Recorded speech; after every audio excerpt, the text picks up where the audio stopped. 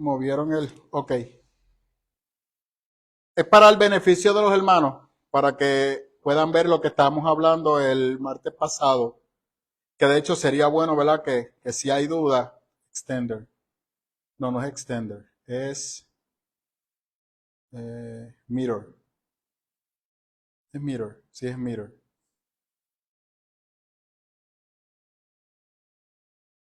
Es check-in a 1. ¿Cuál es check-in a 1? Este. Ok. Si no, lo repasamos. Estaban dos cuartos, que era el atricilium y el atrilium.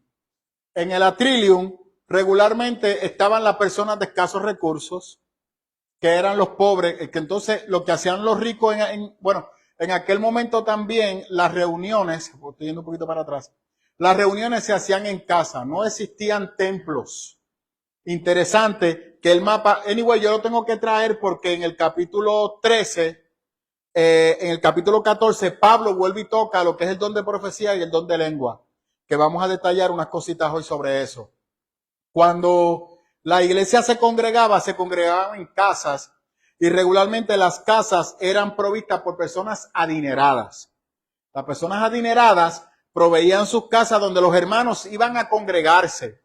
No había una estructura tipo como la tenemos hoy en día de adoración, sino que era un solo cuerpo. Las personas se reunían en una sola mesa, cantaban, adoraban al Señor y reflexionaban sobre las enseñanzas que Pablo les había dado relacionado a Jesús.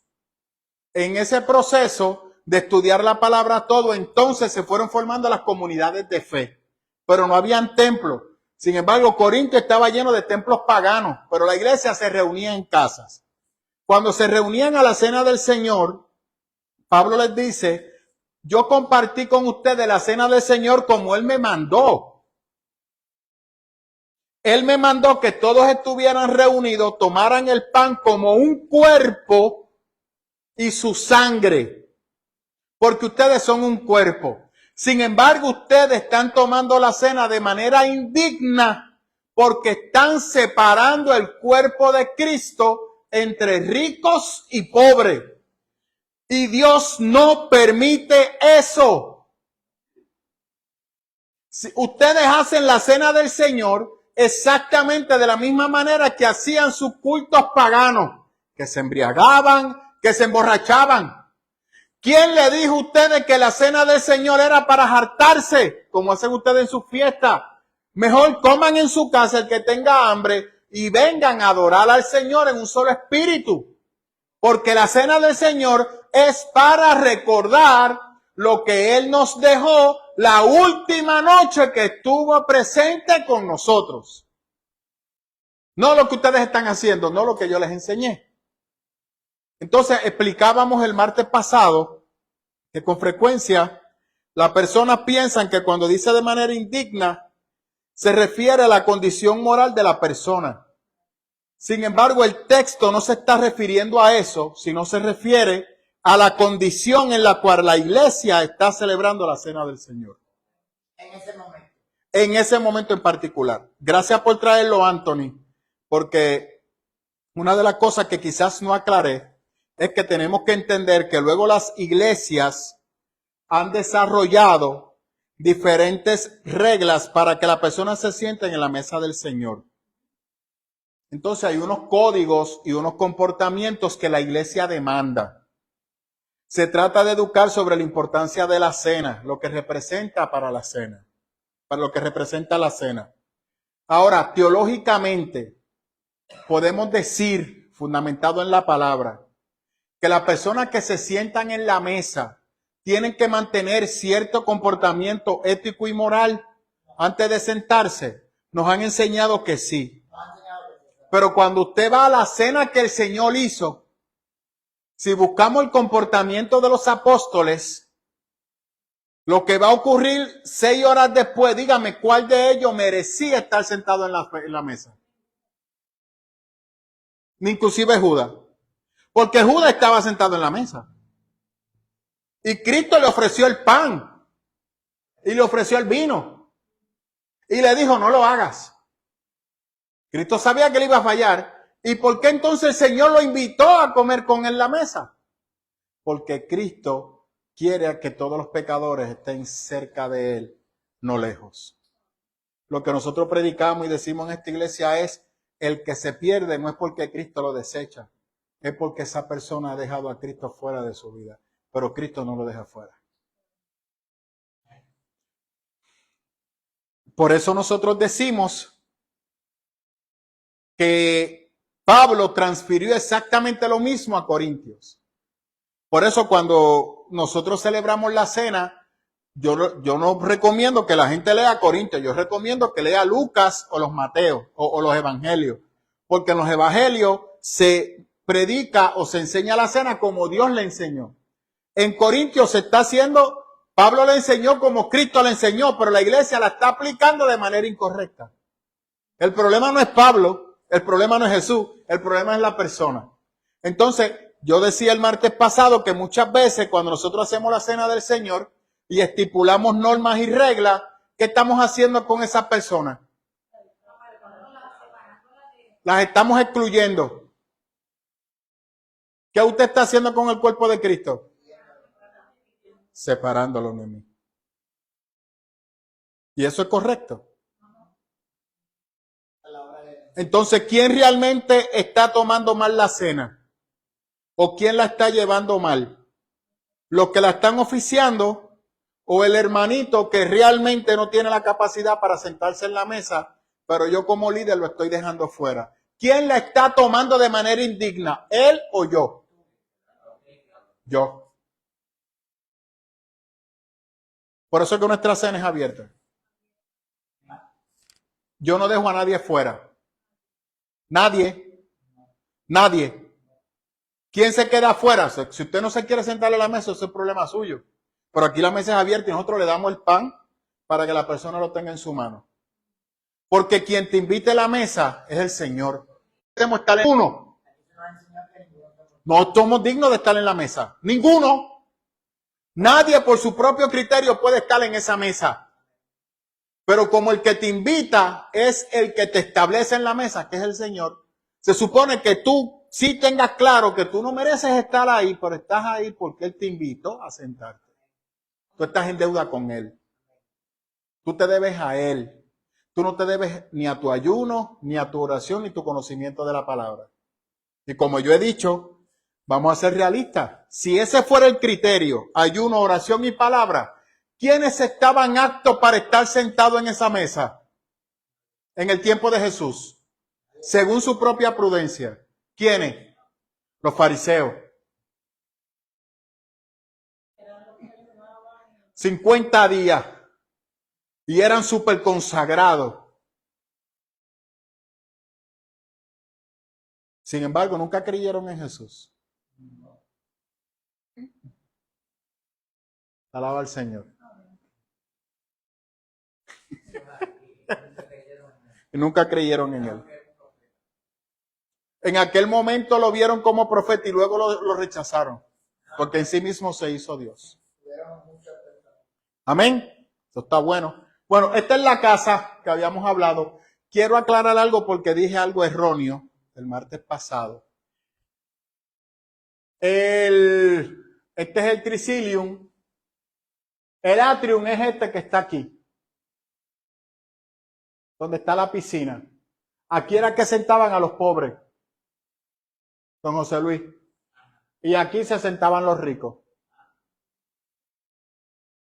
Comodito, con comida. Le voy a enseñar. Estoy repasando lo del martes pasado para que cuando yo entre, entonces puedan entender lo que Pablo está hablando. Literalmente en Corintios, lo que ellos hacían era esto.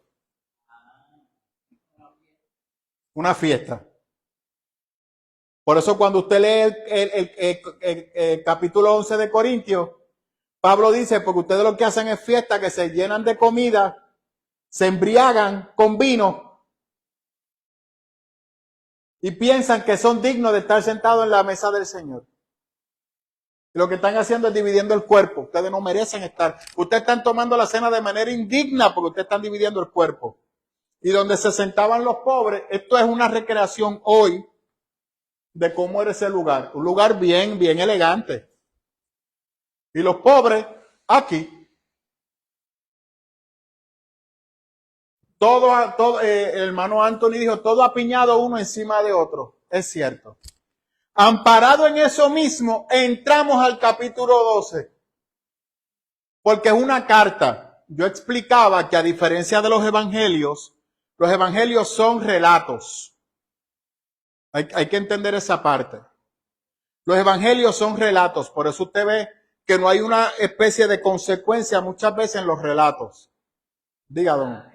¿Cuáles son los versículos que usted aconseja que leamos cuando se da la Santa Cena? Yo leo Lucas. Lucas, cuando Lucas va relatando la cena del Señor. Sí. Y te pregunto, ¿por qué que yo llevaba la Santa Cena a los y sabe el de Corintios? Porque ese que le enseñan. Ahora usted lo que va a hacer es, porque el Señor antes del partir dijo, este es mi cuerpo, pártanlo. Porque de hecho el cuerpo de Cristo no se partió, pero Él hace de manera simbólica que va a ser partido, ¿verdad? Por ustedes. Y luego usted le da el vino. Y excelente, porque los enfermos tienen que comer la cena. Pues perfecto, en algún momento tenemos que reactivar eso, don José Luis. Usted está equivocado, usted todavía no está en la presencia del Señor. No se preocupe, que eso no es ahora ni la semana que viene. El Señor va alineando las cosas, usted tranquilo. Pero no espere que usted va a llegar aquí a sentarse, a llenarse de grasa, comiendo palabras. No, aquí hay que trabajar. Amén. Así que no se asuste. Eso no. Lógico, el Señor es quien alinea las cosas, repito, por favor, no malinterpreten. ¿Verdad? ¿Duda, pregunta hasta ahora? ¿No hay duda? Noemí, en confianza, por favor. No, estamos bien. ¿Estamos bien? Glenda, porque tú no estuviste el martes pasado. ¿Tú lo viste? Ok. ¿Y no tuviste duda cuando lo viste? No, pero aprovecha ahora, antes de entrar, porque ahora cuando entre para lo nuevo se pone más sabroso todavía. Porque vamos a ver cuál es el bochinche que hay ahí. No, mi amor, tú no estuviste el martes pasado. Estuvimos orando por ti el martes pasado.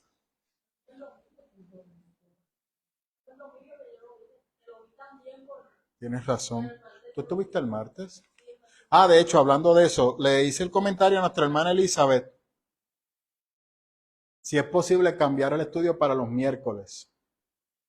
Porque hasta cierto punto para mí es un poco más cómodo. Porque así me da más tiempo en algún momento. Por ejemplo, hoy se me complicó y no pude. ¿Ah?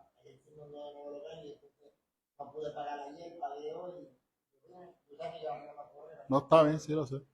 Pero si no le molesta los miércoles.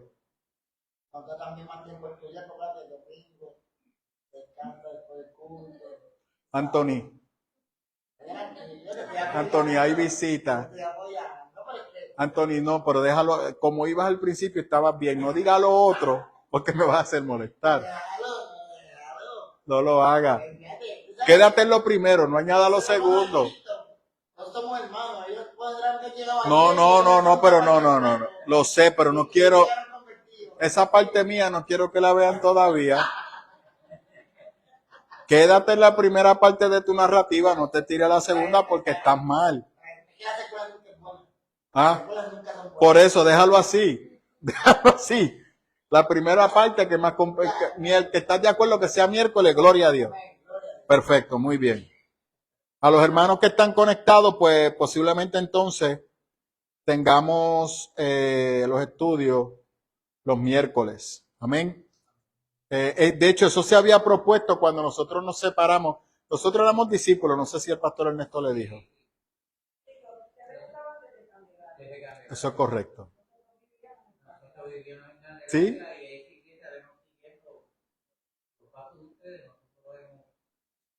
Mira cómo es Dios. Inclusive hay gente que yo conozco en Candelaria que estaban aquí, pero se volvieron para la iglesia. Wow. Sí, en la iglesia madre. Donde estaba Marta, que ya Marta se retiró. La Pentecostal. Sí, que se quedaron allá arriba, en la Pentecostal. Sí, Lourdes con Ivy, Rafaelito, Lourdelis y Juana. Ah, pues mire, Jesucristo como es Dios. Para que usted vea, nos alcanzó. O nosotros alcanzamos a ustedes. Bueno, es que deme un... Ok. ¿Dónde me quedé? Ok, pues entonces sería miércoles. Bien, vamos a lo que vinimos. Corintios 12, 1 al 3. Pablo empieza hablando de los dones. Aquí hay un problema. Hay un problema serio. Porque vamos a ver que empiezan a usar lo que son los dones del Espíritu para establecer autoridad y criterios sobre los demás. Nosotros estamos usando un libro, muéstrale el título para que ellos lo puedan ver. Ese libro nos acerca al texto original. Ese libro nos acerca lo más posible a lo que es el texto griego. ¿Glenda no tiene?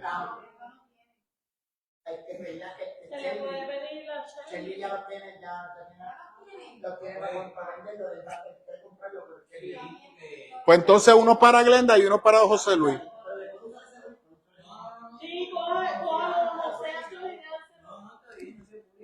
Luego yo les enseño cómo usarlo. Por favor, sean valientes. Dios no nos ha dado espíritu de cobardía. Cuando vean el libro, no se asusten, sean valientes. Muy bien. Pues si tienen dudas, me preguntan. Porque aquí hay 2 o 3 hermanos que se han asustado con el libro. Y no sé por qué. Ok, el libro nos acerca más al texto original. Para beneficio de José Luis y Noemí, el texto cuando se da la revelación bíblica, se da en 3 idiomas. Arameo, hebreo y griego koiné, griego común.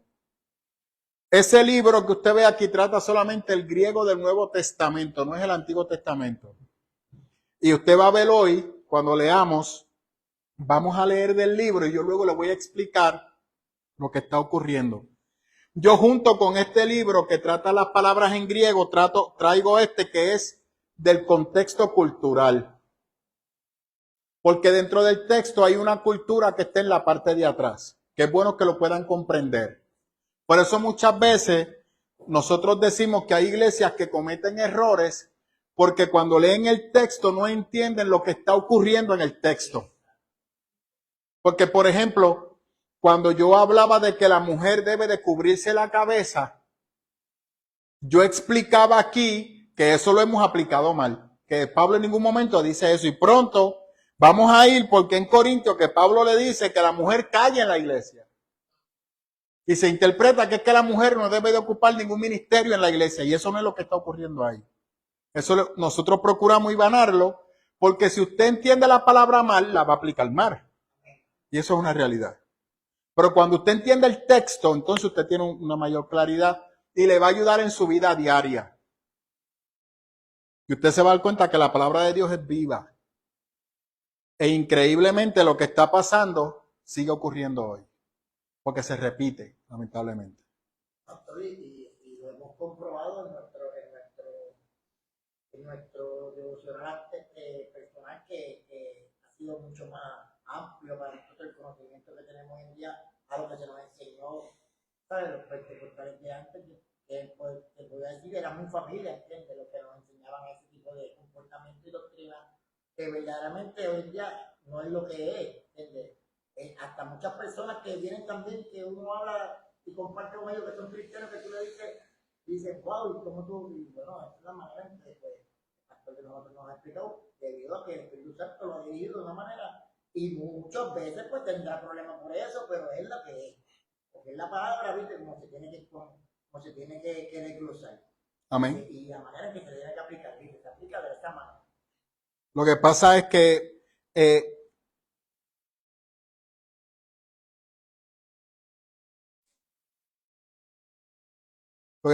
que estudiar la palabra como Dios manda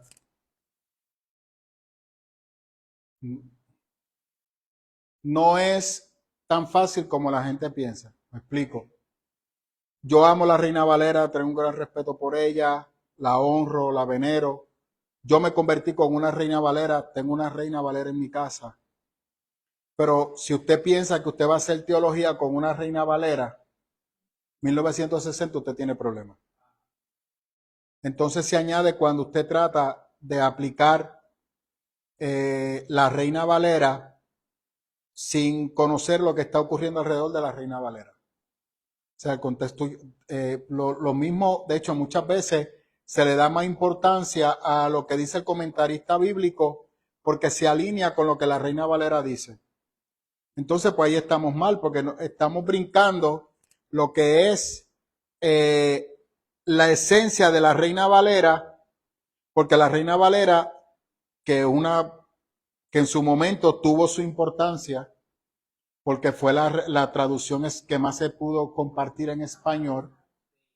Pero entonces hoy en día tenemos unas herramientas adicionales que nos permiten profundizar más en el texto y que nuestro estudio bíblico sea más responsable. Entonces cuando yo vaya, por ejemplo, que yo le digo a la gente, la Biblia no es para el inconverso. La Biblia es para la iglesia.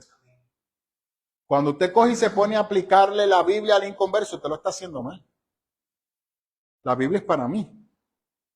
¿Qué yo le voy a explicar al inconverso? El amor y la misericordia de Cristo. Y tengo que vivirla yo. Porque si mi vida es un desastre, si yo soy un amargado, si yo soy un problemático, si yo tengo un mal vivir, ¿qué voy a predicar de Cristo? No tengo nada que dar. Puede ser el más consagrado del mundo, el más que ayune, el más que ore. Pero si no tengo amor, no tengo nada. Entonces, ¿cómo Cristo predicaba la palabra? Con amor. Y de hecho, Cristo pocas veces citó la palabra. ¿Qué hacía Cristo? Parábolas.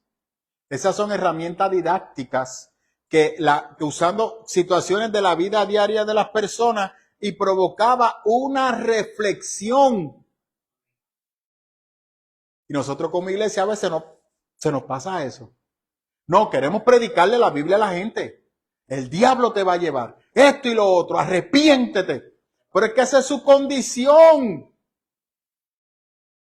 Esa es su condición. Es normal que esa persona haga eso. Mira, les digo algo, el pecado cansa. Yo no sé por qué estoy dando tanta vuelta a entrar en el texto. El pecado cansa. Llega un momento que la gente se cansa de pecar. ¿Por qué? ¿Sabe usted por qué? Porque la vida no tiene sentido. El dinero no te da sentido. Yo estoy viendo el documental de Rocky Balboa. Ya que yo vi el de Schwarzenegger. En Netflix pues hay uno que se llama Sly de Rocky Balboa, de Rocky, Sylvester Stallone. Y la primera vez que Sylvester Stallone alcanzó la fama fue con la película de Rocky. Cuando él llegó a la fama, dice que es el lugar más vacío del mundo. Porque tu vida privada se pierde. Y esa libertad que tú tenías de caminar por diferentes lugares, se va. Así que la fama te quita una libertad y lo que te entrega es una esclavitud. Entonces, ¿qué significa eso? Que nosotros muchas veces no acabamos de entender de que el único que nos puede ayudar a encontrar el sentido para nuestra vida es Cristo. ¿Qué sucede? Que dejamos de predicar a un Cristo que da vida o un Cristo vivo, porque lo que queremos predicar es un Cristo lleno de restricciones, de normas y de requisitos, y no un Cristo que quiere que tú vivas y disfrutes la vida. Se nos ha enseñado que en este mundo no tenemos nada que desear, nada que vivir, que tenemos que anhelar la vida eterna. Pero tenemos problemas porque Cristo dijo, el reino de Dios está ahora entre vosotros, estará entre vosotros hasta la vida eterna. Entonces el tesoro que nosotros acumulamos en el cielo es la manera que aprendemos a vivir conforme al diseño de Jesús. Entonces cuando yo vengo a Cristo, Él me da vida, dice que me da vida en abundancia. ¿Qué significa? Que yo debo de aprender a vivir conforme al modelo de Cristo. Yo tengo que aprender a experimentar la paz que Dios me va a dar en la vida eterna desde ahora. Yo tengo que aprender a vivir en paz porque el amor de Dios me va a sanar y aprender a vivir en gozo y sonreír. De la vida, los nietos, los hijos, la creación, las aves, el aire, la lluvia, el viento, el mar, las montañas. Dios. Aunque uno esté enfermo, uno se goza con las cosas del Señor, porque uno tiene ese gozo de Claro. Y número 2, entendemos, mire, le voy a decir esto. Contrario a lo que se predica, el cristianismo nos ayuda a ser ground, como yo le siempre digo a la iglesia. ¿Qué significa eso? Que aunque Dios me dice disfruta la vida, también me dice, pero la vida tendrá aflicciones. Y ahí te dice, pero tranquilo, porque yo vencí.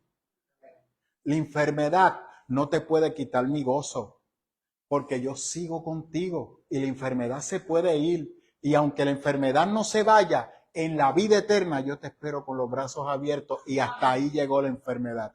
O sea, nada debe de apartarte del amor de Dios. Pero vamos a ser realistas. Si usted vive una vida llena de amargura, llena de rencor, llena de odio, ¿usted va a sonreír y disfrutar la vida cristiana? Le digo más, el Espíritu Santo no está en usted. No está en usted. Diga, don Antonio. Yo en estos días, estás hablando de ese tema, en estos días le vengo diciendo a mi esposa que viste, ¿sabes que el versículo que dice que a los que aman al Señor todas las cosas logran para bien? Es que los que conforman su propósito son llamados. Pero yo digo que Dios, hay veces que usa que permite ese quebranto y esa aflicción que tú llamaste ahora, porque como te ama y ya sabes, ya pusiste ese acto de esa confesión de salvación, ¿sabes? De arrepentimiento, pues Él te está sobreguardando. Y de esa manera, pues Él te lleva, como que dice, ¿sabes? A tu presencia, a la rodilla, al agradecimiento, ¿sabes? No queriendo que tú vayas a descarrilarte. De hecho, yo porque me he dado con eso, como que pensando, mamá, eso, el pastor dice que es verdad, que Dios nunca va a poner, hay cosas que no las va a contestar, y yo estoy de acuerdo con eso y tengo que vivir con eso. Ahora. No, que quiero decir en cuestión de la que la No, sí te comprendo, pero cuando yo lo dije la primera vez, dilo porque dilo a los hermanos, dilo con confianza. ¿Qué te parece? ¿Te acuerdas? Se formó por un rey al rombo entre usted y su suegro, que no estaban de acuerdo conmigo. Pero como el Señor siempre respalda, ¿verdad? Lo que hablamos allá no fue porque eso fue lo que hiciste. Ok. Mira, entonces, es lo que te quiero decir. Que yo digo que Él lo usa como para mantenerte siempre ahí, ¿sabes? Como que, a ver, sea el quebranto, sea la aflicción, sea la enfermedad. Todo. Sea la cosa que tú llegues a ver. Cuando lo importante. Busques que, ¿sabes? Ese contacto, quizás a lo mejor te está viendo un poco débil, déjame apretar por aquí. ¿Tú me entiendes? Siempre y cuando, contrario a lo que se nos ha predicado, la fe no te desconecta de lo que pasa a tu alrededor. Cristo no estaba desconectado de lo que pasaba a su alrededor. Cristo estaba consciente de la crisis social donde estaba viviendo. Cristo estaba consciente del atropello de los romanos hacia los judíos. Cristo estaba consciente de la corrupción espiritual. Cristo nunca negó nada de eso. Gracias, Elizabeth. Pero en medio de todo eso, Él siempre predicó que el reino de Dios estaba entre nosotros. Míralo, porque este mundo seguirá en la condición en que está, porque está siendo controlado por hombres. Pero dentro de todo este colapso, yo te estoy dando una herramienta paralela que te va a ayudar a sobreponerte en estas adversidades y a vivir una vida llena de gozo y de paz en medio de todo este turbulento mundo donde tú vives. Pero nunca te desenfoques de saber que por encima de esa turbulencia yo estoy. Mantente mirándome. ¿Me sigue? Ahora, en el proceso hay momentos de felicidad y hay momentos de gozo. Número 2, apunte esto para que no se le olvide. Como decía nuestra hermana Cecilia, cuando aprendes a tener la paz del Señor, o seas por nada. Nada te la puedes robar. Por eso yo le exhorto siempre a la gente, perdona. Disfruta los momentos de felicidad. Disfruta el tiempo en la iglesia. Disfrútate los nietos. Disfrútate los bisnietos. Disfrútate tus hijos. Disfruta tu trabajo. Disfruta tu retiro. Disfruta tu esposa. Disfruta tu salud. El Señor ha estado conmigo. ¿Sabe qué le sucede a muchos hermanos? Que pierden el sentido por vivir. Caen en una cama y ¿qué les sucede? La depresión lo destruye. ¿Qué sucede con los hermanos en las iglesias? Díganme los hermanos que sufren de depresión. Se sorprenderían ustedes la cantidad de personas que están en depresión en las iglesias. ¿Por qué? Se autodestruyen. ¿Por qué? Porque no se les ha predicado que tienen a un lado a dos cosas. A un Cristo vivo y aguántese, a un Cristo personal que está presente. ¿Qué yo le he enseñado a la iglesia? ¿Cristo está aquí o donde tú estás? Donde tú estás. Todos los días. 24/7. Su presencia está en ti. Eso es lo que Pedro dice. Aló, tú eres el templo del Espíritu Santo. Ya no hay un templo físico. Ya él está contigo. O sea, tú eres un templo viviente. Donde tú te mueves, está Cristo. Por tal razón, si tú tienes una crisis, no esperes el domingo. Bueno, tienes el chat de la iglesia, hermano, oración especial. Y tú acá, Señor, mira esto que está pasando. ¿Por qué? Porque el Señor está ahí. Yo siempre le digo a la iglesia que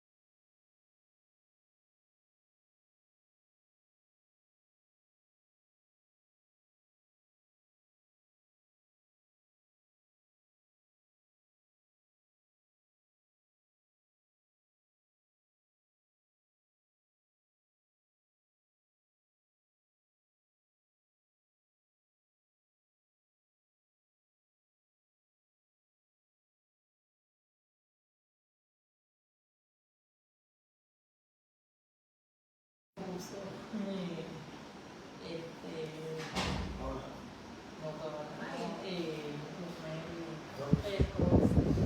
Ok, la vez pasada dije que me iba a regañar. Gloria a Dios que se durmió y lo escuchó al otro día. Con varios que cosas. Entonces, las decisiones que vamos tomando las primeras veces, oiga lo que le voy a decir. Cuando empezamos a buscar al Señor, estamos en una lucha. Y el Señor lo reconoce. Porque en esa lucha yo estoy tratando de hacer lo correcto, pero yo estoy acostumbrado a vivir mi vida de una manera y ahora estoy tratando de vivirla de otra manera. O sea, es desaprender para volver a aprender. Y eso no se lo aprende. Toma tiempo. Y hay veces que es difícil. Y usted va a tener resistencia. ¿Sí? Porque es difícil. Entonces, que yo siempre digo a la persona, mira, tú es un día a la vez. Entonces, tú estás acostumbrado. Le voy a hablar de mí, no voy a hablar de nadie. Por favor, literalmente estoy hablando de mí. Yo era una persona que me metía en 40,000 líos. Yo siempre digo, yo tenía como 7 trabajos y no tenía 3 pesos en el banco. Y nunca pude disfrutar nada, porque nunca logré ahorrar nada, porque estaba haciendo 40,000 cosas. Cuando vengo a Cristo, el Señor me coge los bríos y me los pilla y dice, no, cógelo con calma. Estás muy acelerado, tratando de hacer mucho y no estás haciendo nada. Porque no tienes prioridades. Siéntate que te voy a enseñar prioridades. Y me enseñó prioridades. Me fue llevando poco a poco. Primeramente me enseñó cuáles eran las raíces de todos mis males. Me dijo, tu raíz está desde tu infancia. Te educaron mal. Tus padres no hicieron lo que yo esperaba que hicieran contigo. Pero empieza a perdonar todas esas cosas. Saben todas esas cosas negativas que tus padres te transfirieron porque hubieron cosas positivas. Y empecé a ver las cosas positivas que mis padres me enseñaron. Un trabajo fuerte, a ser persistente y establecer una meta y alcanzarla. Quizás yo les digo eso a ellos y harán así, me entenderán, pero fue lo que el Señor me mostró de ellos. Y pude perdonar. Ahí mis ansiedades se fueron al piso. Yo no tenía uñas, yo me las comía. La sangre. La sangre. Y estaba haciendo 40,000 cosas. ¿Sabe usted por qué? Porque no podía estar tranquilo y en silencio. Tenía mucho ruido en mi interior. Ansiedad. Si yo me sentaba en una silla no podía empezar a mover las piernas. Y tenía que ponerme a hacer algo. Cálmate. Relájate. Y aprendí a disfrutar lo que era la soledad. Antes de yo casarme con Rose, había tenido que yo venía de la iglesia y me sentaba en la sala y estaba 3 horas en una silla sentado pensando en la bondad del Señor, sin mirar nada. Televisor apagado, de hecho yo saqué el televisor de mi casa. En ese momento histórico tuve que hacerlo. Saqué el televisor de mi casa. Y llegaba a mi casa a disfrutar mi soledad, mi silencio. Y a veces que les confieso que lo extraño. No es que lo quiero todos los días, pero lo extraño. ¿Me sigue? Eso no ocurrió de hoy para mañana. Estoy hablando de casi 10 o 12 años que yo llevo trabajando conmigo. En esa parte complicada, pero yo llevo 26 años en el Evangelio. Amén. Y llevo 12. Así que hubo una gran parte de mi vida cristiana que no aprendí nada de esto, que literalmente no disfrutaba de la vida cristiana. Porque lo que hice fue, como la gente en Corinto, cambiar de templo. Los mismos hábitos que yo tenía, los traje a la iglesia. Ajá. Y seguía haciendo lo mismo. Y el Señor me dijo, no, pues hay que romperlo. Te digo, porque dice que la semilla tiene que morir para volver a nacer. Entonces, cuando nací en Cristo, wow, otra cosa. Puedo valorar a mi esposa, valoro a mis hijos, procuro no transferirle a mis hijos mi mala lo que hicieron conmigo, pero la cosa positiva, la disciplina de mi mamá la tengo, pero con amor. Con amor. Soy fuerte con mis hijas, más de lo que ustedes piensan, más de lo que mi esposa piensa. Soy bien fuerte con ellas, pero sé también cuándo ceder, pero sé muy bien cuándo trancarme. Pero las educo, las dirijo, les enseño el por qué hago esto, el por qué hago lo otro. Porque es como Dios me enseñó a mí. ¿Me sigue? Entonces, a la medida que yo voy aprendiendo eso, más que yo decir, Dios me está castigando, no, es que el que se está castigando soy yo. Porque estoy tomando decisiones que me alejan del amor de Dios. Entonces, Dios me quiere decir, te quiero ayudar. Yo estoy diciendo, no, Dios, en este cuarto no entre. Dice, no, déjame entrar. Porque el que te va a ayudar a organizarlo soy yo. Amén. Amén. ¿Me sigue? Es al revés. Sí hay una consecuencia por mi decisión. ¿Y qué dice el Señor? Pero, por ejemplo, Dios mío, ¿por qué yo no fui por ahí? Digo esto y empiezo, no me preguntes más. No. ¿Usted recuerda el hijo pródigo? Ajá. Sí. Lo que le pasó al hijo pródigo fue porque el padre lo castigó o consecuencia de sus decisiones. Consecuencia de sus decisiones.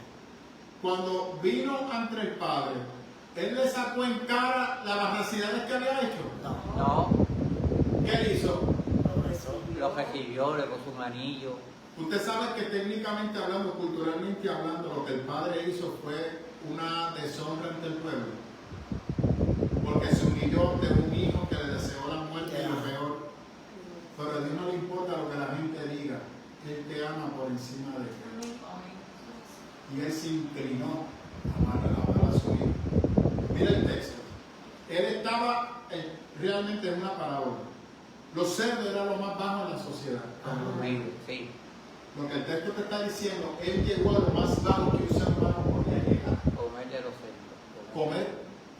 Y de hecho, comer la comida de los cerdos en el tiempo del judaísmo era doblemente contaminación, pecado, lo más bajo que un ser humano podía llegar. Lo más contaminado e inmundo que podía ser un ser humano. Y él, dentro de esa inmundicia, cae en razón y dice, yo le diría a mi padre todas estas cosas. Si usted analiza el texto, él no le pudo decir nada al padre. No. Porque el padre rápido lo abrazó. Y desde que lo vio, se alegró y se lo llevó para dentro de la casa a celebrar. ¿En qué momento él habló? No tuvo tiempo. No. Y el padre lo estaba esperando. Amén. Ese es el Dios que tenemos que ver. Ese es el Dios que hay. No. Vamos al libro, por favor. 12.1. No, ya. Porque quiero terminar el 12 hoy, si no por lo menos la parte... Sí, yo lo termino hoy porque lo del cuerpo es súper fácil. Lo más complicado es el 12. Los primeros capítulos del 12, del 12.1 al 4, que es el más complicado. Miren, lo vamos a leer del libro. Mira aquí al mapa. Este es Corintios. ¿Ven este espacio que está aquí donde está este círculo? Ajá. Ahí había un templo. Aquí está Delfo. Vamos a hablar ahora de Delfo, el oráculo de Delfo. Este tramo que está aquí es lo que yo les he enseñado a ustedes, que en Corintios desarrollaron la capacidad de cuando los barcos llegaban aquí, se hizo una especie del canal de Panamá, que los barcos llegaban al otro lado. Tomaba como una semana aproximadamente. Eso hacía que Corintios fuera muy visitado por diferentes barcos y diferentes comunidades, y por eso Corintios era tan rico. Porque era una zona comercial.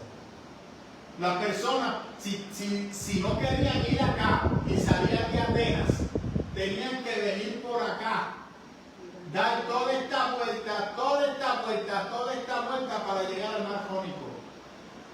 El mar Pitoico, que todo esto es parte del Mediterráneo, y el mar Egeo, miro aquí arriba. Usted salía de Atenas, que es una de las ciudades principales. De hecho, por acá está Pascos y los demás lugares donde estuvo Pablo.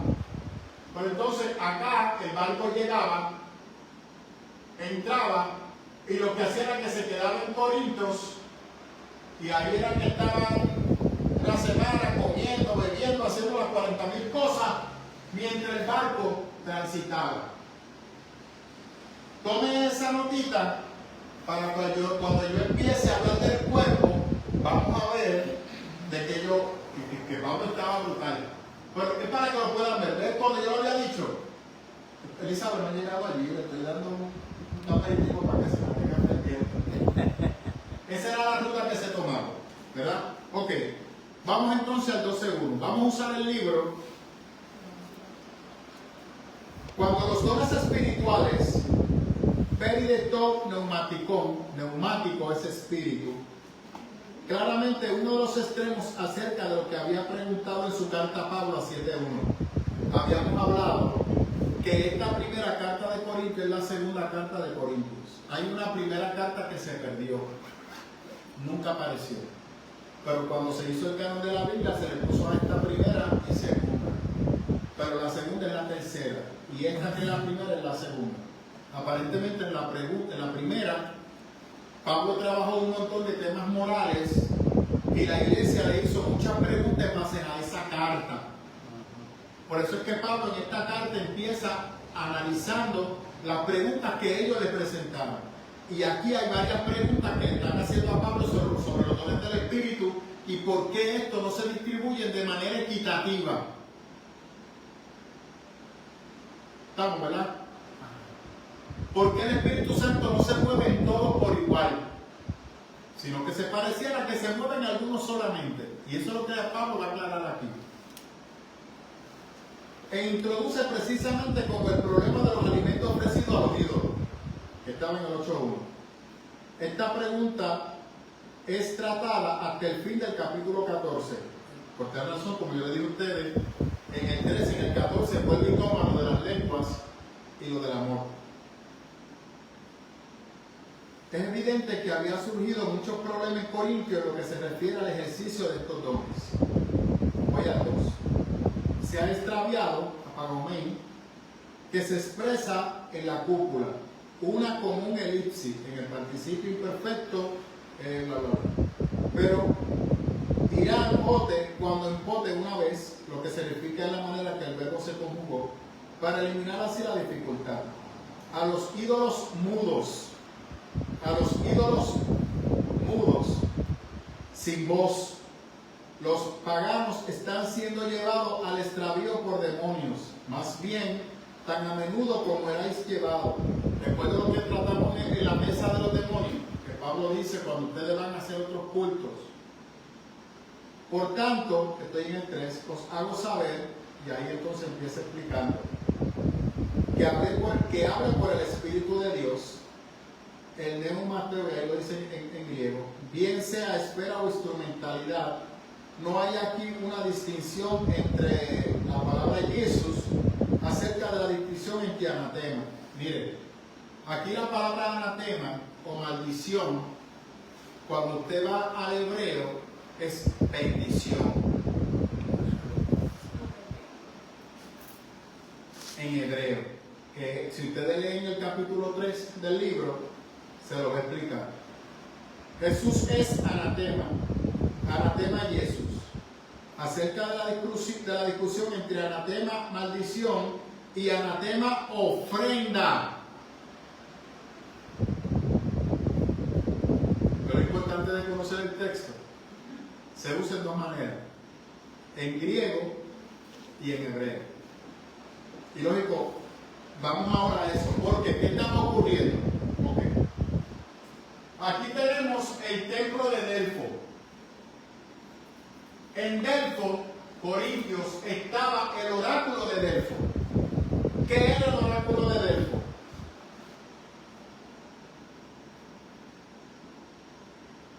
En el oráculo de Delfo, un momentito, que yo pongo la imagen para que la puedan ver. Santo. Pregunta hasta ahora, lo que yo lo busco. ¿No hay pregunta? Este es el oráculo de Delfo. El oráculo de Delfo era un templo. Aquí las personas venían a buscar profecías y adivinaciones. Había una profetisa y llegó a haber hasta 3 profetisas consagradas en este templo. ¿Usted recuerda el libro de los Hechos? Donde había una pitonisa que Pablo iba predicando y ella iba detrás de Pablo, proveniente posiblemente de Delfo. En Delfo, las personas entraban en éxtasis, en un estado estático, que empezaban a hablar en otras lenguas, en lenguas extrañas. Y Pablo dice, esas lenguas son inspiradas por los demonios. ¿Por qué? Porque no dicen nada. Porque las lenguas tienen que decir algo. Entonces Pablo dice, de nada vale que ustedes se pongan a hablar en lengua en la iglesia cuando son lenguas que aprendieron en el oráculo de Delfo, que son lenguas para otros demonios, que no son para Dios. Y están dentro del templo hablando de manera desorganizada, o en la congregación de manera desorganizada, porque lo único que les interesa es decir que Dios habla a través de ustedes.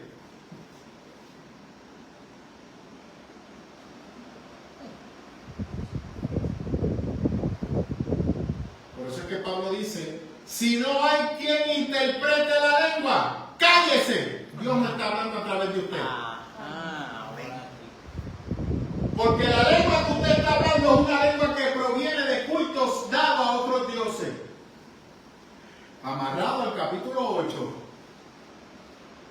¿Cómo es posible que tú vayas a adorar a un templo pagano, seas parte de los sacrificios, seas parte de ese culto, de esas ofrendas, y ahora vengas a sentarte con tus hermanos, en el cual eres parte de uno de los dos cuerpos? No puedes estar en los dos cuerpos. No puedes. O estás en la mesa de los demonios, los sacrificios de los demonios, o estás en la mesa del Señor. Y tú sabes, le dice Pablo, que esos ídolos no hablan, son mudos. Y le dice en el 8, si tú tienes conciencia que esos cultos no son nada, porque no representan nada, porque ninguno de ellos está por encima del único y verdadero Dios, ¿qué haces entonces con esa gente? Por eso aquí le repite nuevamente, si son dioses mudos, está hablando de Delfo. Se añade que en Corinto estaba el templo a Zeus, que era el otro mapa que no consigo, lo voy a traer el martes que viene, y te muestra todos los templos que habían en Corintios. Por este de Delfo me gustó, ¿sabe usted por qué? Porque usted ve este humito que está aquí. Se dice que ellos hacían ciertos rituales, porque aquí había unas aguas termales que eran una línea volcánica y había unos gases particulares que provocaban una especie de éxtasis. Así es que las personas entraban en un trance y supuestamente en ese trance se comunicaban con la divinidad. ¿Qué hicieron? Transfirieron eso mismo a la iglesia. Y entraban en unos trances en medio de la reunión. Y cuando la gente veía esos trances, venía a su mente cómo la divinidad hablaba a través de las profetisas. Porque a las que estaban en el templo de Delfo le llamaban profetisas o pitonisas. ¿Quién iba a hacer la pregunta? Pastor, en base a eso que usted estaba diciendo de lo de las lenguas, en la clase de capellanía, no sé mucho, ellos tocan, ellos nos enseñan sobre los dones y eso, y el maestro en una ocasión dijo eso mismo, como así más o menos como lo está diciendo usted.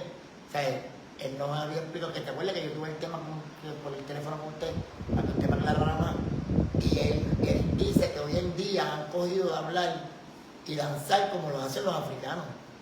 Y las lenguas son ese mismo tipo de lengua, porque él tiene teología también, y él me lo dice, Dani, Es que tú vas y ves la lengua de un africano y es lo que ellos hablan. Y repiten eso, y lo repite el otro y el otro, y más Hay chiquito. personas que lo Y que la- hacen es repetir sin Exacto, y nace alguien en la familia y repite la misma lengua. ¿Sabe usted por qué? Porque lo que están buscando es un estatus espiritual dentro de la iglesia. Porque nos han enseñado que las personas que hablan en lengua tienen un nivel espiritual mayor a los demás. Y eso es falso. De hecho, el don de lengua, Pablo no lo pone primero. Pablo siempre pone el don de amar. Y el de servir. Pero es como dice usted, si una persona habla en lengua, tiene que haber alguien que lo interprete, si no, no funciona. Sí, pero Pablo lo pone a nivel de renglón, lo pone al final. O sea, que para Pablo no es más, no está, y de hecho lo vamos a ver claramente, Pablo dice al final del 12, oye, deseen los dones, búsquenlo, anhélenlos todos, porque esto es para todos. Nadie tiene que consagrarse como las vírgenes de Adelfo, no, eso es pagano. Dios quiere llenarlo a todos de sus dones, a todos por igual. No hay preferencia. Amén. Pero nosotros seguimos hoy en día con dos dones, el de hablar en lengua y el de profecía. Y la mayoría de los cristianos se pasan buscando profecía como si fueran oráculos. Sí, eso es cierto. Y hay un montón de predicadores que les fascina eso, porque eso es esoterismo. Ajá. Y la gente se pasa buscando, y que Dios me habló. Gente que ni se congrega en ninguna iglesia. Amén. Hay gente que se denomina profeta que no pertenecen a ninguna iglesia. ¿Aló? ¿Y qué usted hace buscando oráculos? ¿Qué usted hace buscando oráculos? No, para que Dios me hable. Para. Si Dios personal es el que va a hablar. Lee la bendita Biblia. Ay, que eso es muy complicado porque tú eres un vago. Y por eso el diablo te confunde y te distrae. Y por eso tu vida espiritual nunca va a estar acorde a la perfecta voluntad de Dios. Por tal razón nunca vas a disfrutar las bendiciones que Dios tiene para ti. Emocional. Y no razonan. No internalizan. Y cometen un error hoy y mañana cometen otro. Y siempre están en lo mismo, esperando que Dios le dé la solución a las medidas de pana que están dando. ¿Sabe quién le está dando la solución? El mismo diablo. Dios no está ahí. Ah, pero como fue un profeta que le dijo, pues mire, sepa que en Corintios la gente está diciendo lo mismo, que fue Dios que le habló. Y Pablo le está diciendo, Dios no habló a través de ti. Gloria a Dios. Hay iglesias que no hacen esto que estamos compartiendo nosotros ahora. Esa parte le digo. Hay iglesias que no. No comparte. Y yo he conocido a personas que dicen, o yo no sentí nada en la iglesia. Y entonces, pues, ¿qué tú traías? Que no sentiste nada. Vacío. Sí. Porque se nos ha enseñado que yo vengo a la iglesia a recibir. Yo no vengo a la iglesia a recibir, yo vengo a dar. Porque Dios me da todos los días. Dios está conmigo todos los días. Amén. Y Dios atiende mi necesidad todos los días. Entonces, como nos enseñó el profesor Aníbal Ortiz, yo vengo con mi ofrenda desde que me levanté en mi casa. Disponibilidad.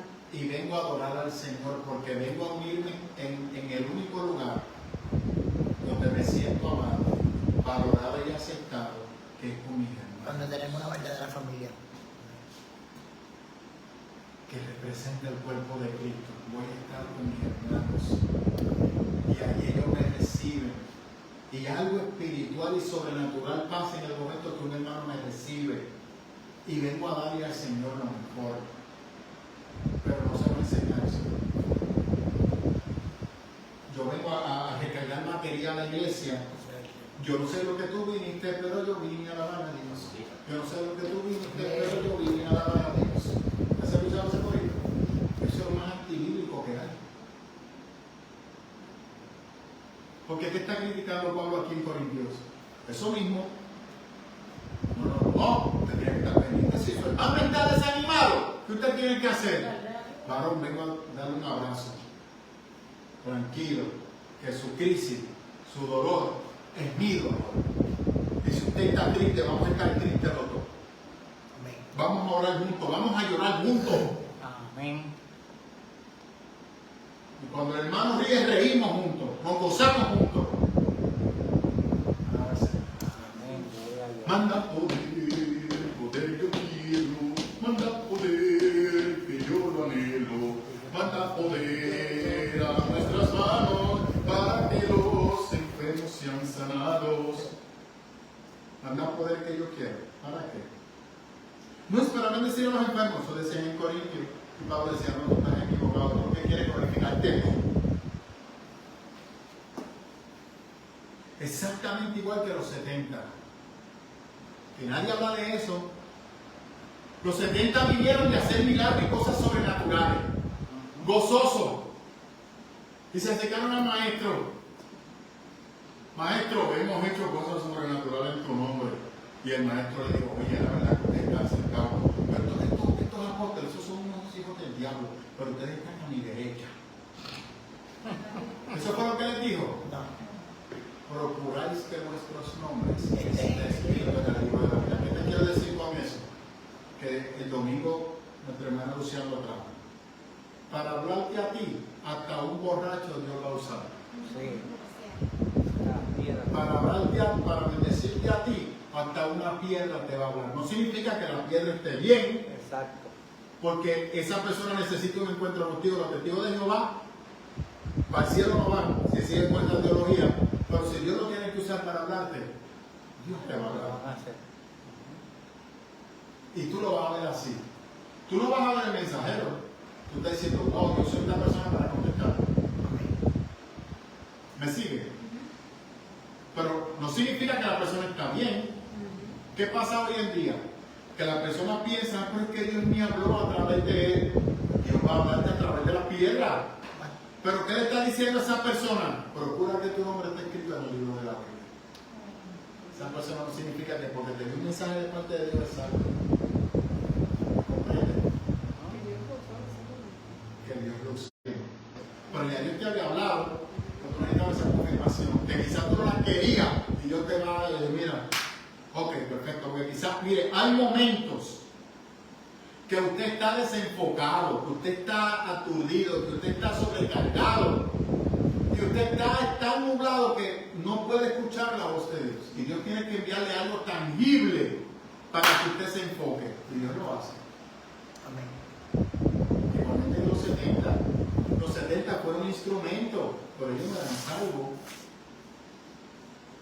Porque hay veces que nosotros creemos que el don es peculiaridad mío y que yo lo he logrado por mi santificación y dejo de ser un instrumento para ser el centro. Que lo podemos comprar, porque el que le quiso comprar a Pedro El don, ¿cuánto te cuesta para yo poder tocar a los enfermos? Eso es correcto. Y número 2, queremos ponerle el título de propiedad, yo soy el profeta y que Dios sana gente. Bueno, lo anunciamos en campaña, noche de sanidad. Dicen de salvación. No, sanidad. Salvación no. Y van 40 enfermos y salen 40 Es más sanos. importante la salvación. Es más importante la salvación que la enfermedad. Van 40 enfermos y salen Ok, 45. vamos a seguir entonces. Entonces, Pablo habla de la diversidad en el capítulo 4 y de los ministerios, que son diáconos, El versículo. que significa simplemente el servicio. A nadie le gusta servir. Y el 6 de actividades, palabra tal día solamente aquí en el Nuevo Testamento, el efecto de una sola llevada a cabo. Miren qué cosa brutal. Aquí como el libro lo traduce. Pablo emplea también la tardía palabra connotada energía. Y te cita a Colosenses, para eficacia, que efectúa todas las cosas de todos. Pablo no teme decir que Dios es la energía y el energizador del universo, el imán que flota en el espacio por la voluntad de Dios. Un científico de fama mundial. Esto es una teoría científica y filosófica del cosmos. Pablo está diciendo, esa energía divina se mueve de una manera sobrenatural en la iglesia. Que eso es lo que Pablo está tratando de hacer, que lo vamos a ver ahora. Los dones no tienen peculiaridad para nadie. Los dones se distribuyen conforme a la voluntad del Espíritu Santo. Y el don va acompañado de un grado de servicio y de humildad en tu corazón. No de sentirte superior a tu hermano, sino que si Dios te da a ti el don de profecía y a tu hermano el don de diaconía, de servicio en el templo, o el don de ser maestro, todos trabajan unidos, sirviéndose unos a otros. Entonces, si tú vas a dar una profecía, esa profecía es no para beneficio tuyo, sino de los demás. De la iglesia. Exacto, el beneficio de la iglesia. De la iglesia. No que yo te voy a cobrar a ti por profecía. No que tú tienes que ofrendarme para tener un escudo pastoral.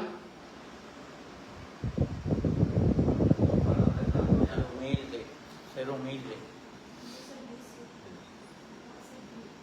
El 7, manifestación, palabra tal día en el papiros, en el Nuevo Testamento, aquí solo y en 2 de Corintios 4:2, que realmente es panero, manifestar, se da cada caso del todo, en repetidas ocasiones, presente, indicativo, pasivo, para provecho, ¿de quién? De todos. Para el principio conductor de Pablo en esta cuestión, el 8, uno, es que quiero llegar a la fe, que yo siempre le he traducido a ustedes fe para que lo vean, pero el 8 dice a uno, o sea, cómo el Espíritu Santo se mueve, en caso dativo, o sea, que se entrega, se distribuye, es proseguido por alabo, para variedad, habiendo 9 manifestaciones de la obra del Espíritu en el versículo 8 y 10, palabra de sabiduría, logosofía, 10 palabras, logos es razón, luego habla. La sabiduría es la inteligencia, luego la acción práctica en conformidad a la misma. Aquí en una habla llena de sabiduría de Dios, bajo el impulso del Espíritu de Dios. Este don es dado en primer lugar, revelado por el Espíritu Santo, palabra de conocimiento, y es un conocimiento dado a Dios. Es un don de penetración y iluminación, según Catá, el mismo Espíritu. Usted recuerda que en el capítulo 1 hablábamos de la sabiduría, y Pablo dice, porque nadie sabe todo. Pablo está criticando la sabiduría humana, y aquí Pablo está diciendo que hay un don en particular que se le da a la iglesia, que es el don de conocimiento, y es sabiduría. ¿Qué es sabiduría? Aprender a vivir conforme a la voluntad de Dios. Esa es la sabiduría de Dios. Entonces tenemos fe pitis, que significa no fe de rendición, fe que salva, sino fe obradora de maravillas. Entonces, ¿qué hace la gente? Traduce fe conforme a Hebreo. ¿Qué es la fe?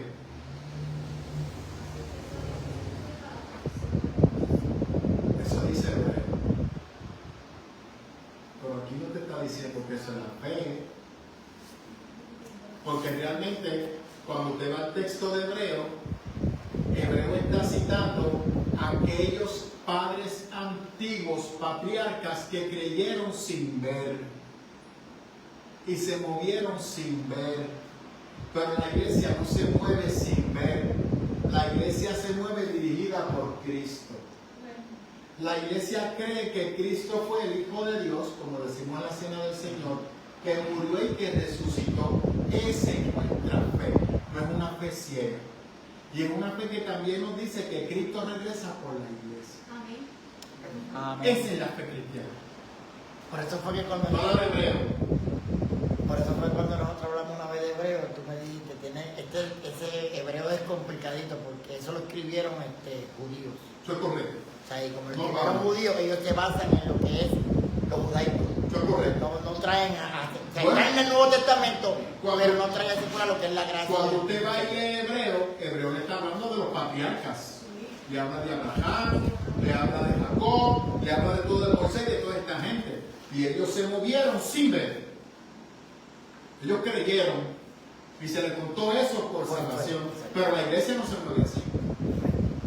No, inclusive también tú me dejaste saber que no hay un autor como tal de hebreo. No, hasta ahora, teológicamente hablando, no se le se ha atribuye podido, a nadie. exacto, no Se le atribuye a un escriba que posiblemente se convirtió al cristianismo. Eso es correcto. Ok. ¿Dudas hasta ahora? ¿Arrepentimiento? No. Ok. Cuando Pablo empieza a hablar en los diversos dones, del 4 al 11, dése cuenta que están los dones. Los dones son para todos, como acabo de explicar. ¿Verdad? Sí. El efectuar milagro, eso es para todos. La fe es para todos. Y la sabiduría también es para toda la iglesia. Los corintios querían usar los dones para atrás. De hecho, les digo algo. Si hubo una iglesia donde se manifestó el Espíritu Santo en toda su plenitud, en Corinto. Si hubo una iglesia que le dio dolor de cabeza a Pablo, fue la iglesia de Corintio. Pablo nunca recibió ni una pedra de Corintio, ni un centavo. Nunca. Y fue lo que más dolor de cabeza le dio. Oye, en sus mismos escritos él lo describe que no hubo mucha gloria como para atribuirle a ellos, como lo hacen otras cartas que Bueno, agradece para el beneficio de los hermanos, la iglesia de Corinto le fascinaba a Pablo, no a Pablo. No querían a Pablo. Porque Pablo era el que estaba Dios usando para formar a la iglesia y que tenía conocimiento, porque Apolo no era judío, tampoco Apolo era griego, pero era un buen orador, era un tipo elegante, conforme al diseño de los griegos. Los griegos eran como la iglesia. Dice que Apolo era un tipo alto,